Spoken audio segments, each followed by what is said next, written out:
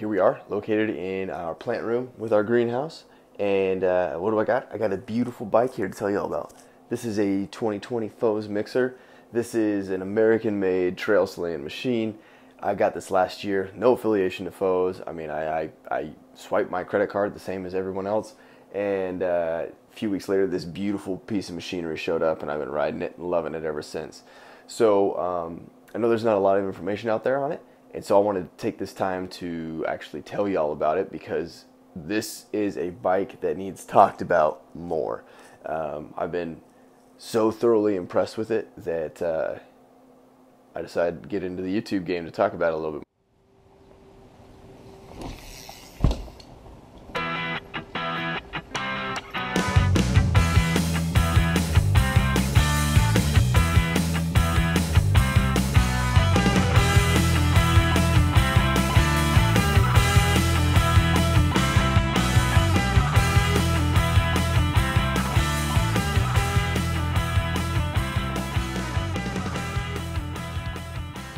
Alright, so Foes Mixer, they got a lot of information on their website about what the mixer itself is, so I'm going to tell you a little bit more about what this particular one is. So this is a size medium, and just for frame of reference, I'm 5'10", I've got a 6'1" wingspan, and I got a 32-inch inseam. Fully kitted, I am about 165 to 170 pounds, probably closer to the 165, and this bike here, I built this up. As you can see, I got a Jade X on the back there. I wanted to try, wait a second. I wanted to try coil out back and was not disappointed. To pair that 152 millimeters of travel back here, I actually have a 160 millimeter fork right here. So that is an Onyx SC set at 160. And one of the coolest aspects about this bike is that in a medium frame, I can run this right here. That is a 200 millimeter dropper post. That is an inch of headspace. I could drop that another inch, and that is a PNW Cascade dropper post. The last thing I'll mention about this particular bike is that color is magic teal over super chrome, and there's nothing that I can do with any of my photography skills that is going to make that color pop as much as it actually does in real life. So anyway, that's a little bit about this particular bike. I'm in the Pacific Northwest. I'm out of Washington State, actually, in Spokane. And so if you're kind of curious as to my primary stomping grounds, I am riding Beacon Hill and Mount Spokane primarily. So you get everything from steep rock rolls to rock gardens to routes to long fire road climbs to even some technical climbs. And I think that between those two locations and a lot of the videos out there on those locations that you can look at on Trail Forks, you'll kind of get a pretty good idea as to how this, sort of the terrain that I'm tackling on this thing primarily. Oh, it climbs. The word I always seem to come back to is comfortable. That's rear shock remains relatively active. You look down and it is doing what I would think some people would call bobbing, but I mean that's just that suspension is just working underneath there, and it just makes for a comfortable ride. You're going over rocks and roots and things like that. You're not getting hung up on the pedals, or you're not getting stalled out or anything like that. It remains nice and active and provides a very comfortable plush ride. The Jade has a lockout feature on it, and I rarely use it, only on really long sustained climbs. But other than that, I never touch it. Just leave it in trail mode all the time. Now, when it comes to like switchbacks or tight turns while you're climbing, it seems like the weight distribution here is pretty well maintained. You're able to make a tight switchback without losing control or feeling like you have to really jerk the thing around. You don't need trials experience to get this thing around a switchback. It'll make the corner. Once again, it's just a very comfortable climber. That front end is slack enough that you can enjoy it on the way down, but it's not so slack that it's wandering. And I just always come back to the fact that it is just a nice, comfortable bike to pedal. I mean, you just get your right cadence and you just cruise right to the top. Easy peasy, lemon squeezy. I've got no complaints. Now that we're done with the climbing, let's just go ahead and jump right into the descending. That's how does this thing feel when we're having the fun, right? That's kind of the whole thing. The first thing that I noticed when I built this bike up is that right away I could tell immediately as to how absolutely stiff that frame was. It was quite shocking to go from previously, like I'd mentioned, a Trek Remedy, which I thought was a really stiff bike, to this, and you just notice it right away. It's a pretty unique feeling, and it's what I noticed is that the pedaling just seems so much more responsive. You push, there's no give to it. That stiffness is also really well felt in rock gardens when you're getting bounced around. You can maintain a lot more precise of a line. The stiffness is also felt scrubbing corners. You're leaning that bike over, you're putting a lot of force into that frame, and with it maintaining just a very stiff and rigid feel to it, it's predictable. And so you're able to really you're able to have a very predictable ride. And so I just truly enjoy that aspect of it. It's a super stiff frame. The quality and the craftsmanship shine through in that ride quality with a stiff frame. So the next thing is cornering, right? I mentioned a stiff frame. It really helps corner well. Well, there's another thing that I think helps out with that. And that's that mullet setup.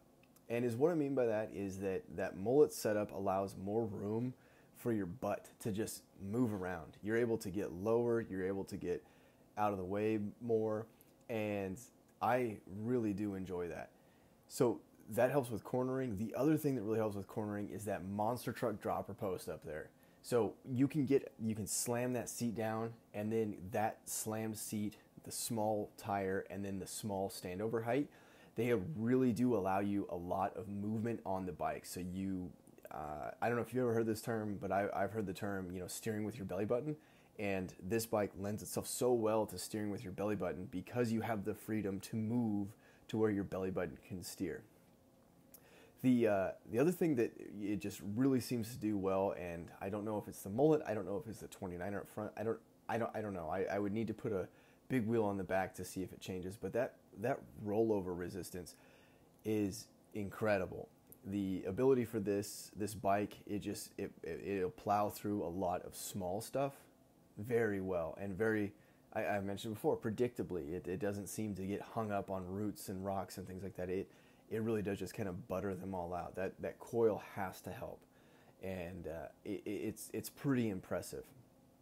No, the other thing that you'll notice, you can kind of notice is in a corner, in either a rock roll or even a jump landing, so like kind of harsher, big impacts, is that the mid-stroke of that suspension is very supportive, in that when you get in there, it feels strong. It's not sharp. It's not abrupt. And so you see this on pink bike fails a lot, when somebody hits the bottom of their travel and they go from a riding position to just getting buckled. And the way that this bike behaves, I don't tend to run into that nearly so much. Now, a lot of that's riding technique. A lot of that is your regular skill. And I'm not saying I'm an incredibly skilled rider, but I am able to say that I am very able to notice how well that bike supports you when you have a big impact like that. So it's really nice and supple off the top. It really does hit that chattery stuff very well. Then the stiff frame and that very good mid-stroke support, it just gives a very predictable and nice feel to it when you hit those big the big impacts. So one thing that I will knock it on, that I find, is that, let's say you hit that corner and it just feels good, you're going through it, and then you have a long straightaway. That suspension design does seem to not be as efficient in an absolute sprint. I find that kind of does bob a lot when you're sprinting, and it just doesn't feel as much of an efficient sprinter. And that is one thing that I have noticed, that I can't tell if a shock tune would help out with that, or if I just need to get fitter. And there's one of those things that I can really control, which is the fitness, and I'm working on that. But that shock tune, I'd have to research that a little bit more, but I will say that if you're the type of person that just sprints out of every single corner, you will notice a little bit of bob here. An air can may help out with that too. Not totally sure, but yeah. So stepping back from that aspect of it, I want to get back to the movement, right? So the ability to move around the frame. I so much enjoy slow speed technical stuff. So just imagine you're coming up to a rock roll and it's a steep, sketchy thing and you're trying to figure it out. Because you have all of that movement, you're able to get yourself into such a good position for whatever's coming up that a lot of those technical sections where people normally stop and get off the bike, this thing, because of all that room, you can track stand, and you can track stand much easier. I can't emphasize that enough. The movement around this thing is incredible, and maybe you see that with other bikes. Maybe I just wasn't getting that in my last bike, but it really stands out, and it makes for a very fun ride. Because that reach isn't super long, and you have all that movement, you just turn everything into a very active riding position. So you're jumping off everything, you're popping everything, you're able to really hit corners hard, you're able to turn direction, you're able to brake hard, and it's a truly enjoyable bike to descend on. The only knock I got is that sprinting comment, and roots, rocks, everything. I mean, rolling over them, it does well. Hitting jumps, it's a super fun bike to jump. Get to practice your whips. It's fun. It really is, and that's kind of my take on it. I haven't found anything that it felt under. I haven't felt anything that it felt underbiked on, and I also haven't been on a ride where I found it boring, because it's just got a lively feel to it, and you're able to turn kind of small mundane features into really fun aspects of the trail. So that's my general take on it, and it's been a hoot so far, and so I hope that helps. So I'm going to call this section my afterthoughts, and my goodness, just look at the quality of this thing. It is so cool seeing that embossed aluminum, mixer stamped in the side.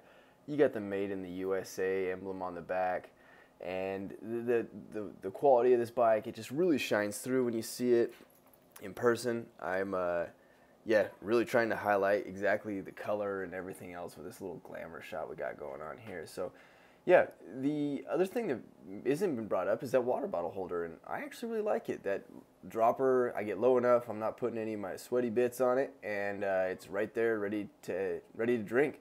It's been really nice. Just don't put your electrolytes in it if you got a leaky water bottle, because it'll get right on that suspension leakage. But this bike is some really cool craftsmanship in it.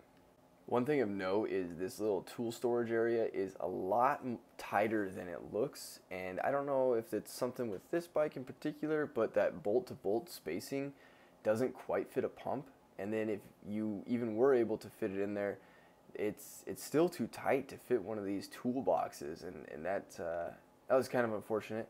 Since this video, I have gone ahead and actually 3D printed a piece to fit in there, so I'm going to be testing that out with a high quality 3D print and seeing if I can get some tool storage there. So yeah, just something to keep in mind if you are really serious about your on-bike tool storage.